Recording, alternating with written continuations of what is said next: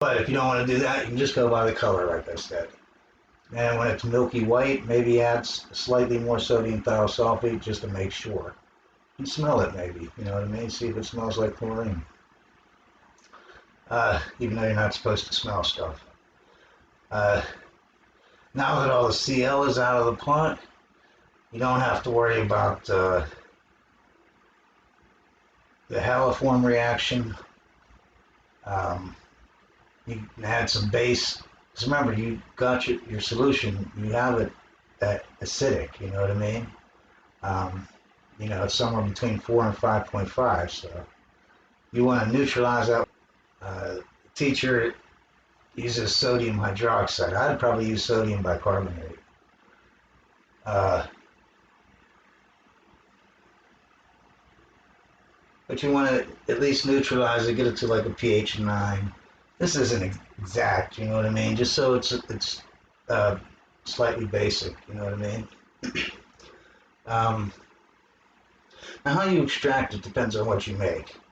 You know what I mean? If you make formaldehyde, you might do it differently than you do, say, benzaldehyde.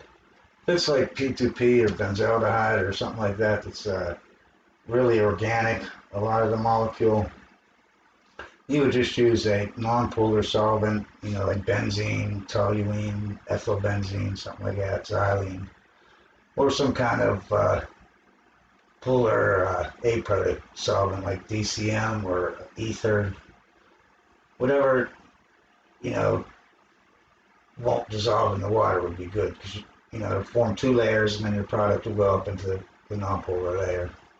Now here are some examples. These will all work up here now if you use the hypochlorous acid. Like I said, I'm unsure about ethanol and methanol making a set of aldehyde and formaldehyde. I'm unsure, okay? The only way to tell is to actually do an experiment. Now what I'm going to do is I'm going to start with isopropanol, rubbing alcohol. I'm going to try it with that, okay? First, I'll try the drip-in method where you drip the bleach into this and acetic acid. And if I get a lot of chloroform, then I will make the hypochlorous acid first. I will drip the acetic acid into the bleach until I got a pH of 5, say. Then I'll drip that into the rubbing alcohol. Maybe I'll just use rubbing alcohol. I won't even, you know, like 91%, I won't even try to make it anhydrous.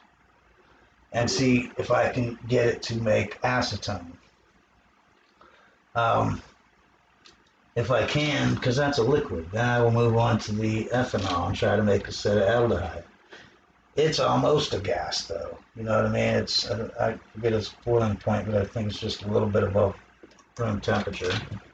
Formaldehyde is a gas, so if that works, then I'll move on to the methanol to see if it'll work to make formaldehyde, which is a gas. So that would be the hardest one to make. Anyways, that's about it for this video. You all have a great day, and always remember, science is great.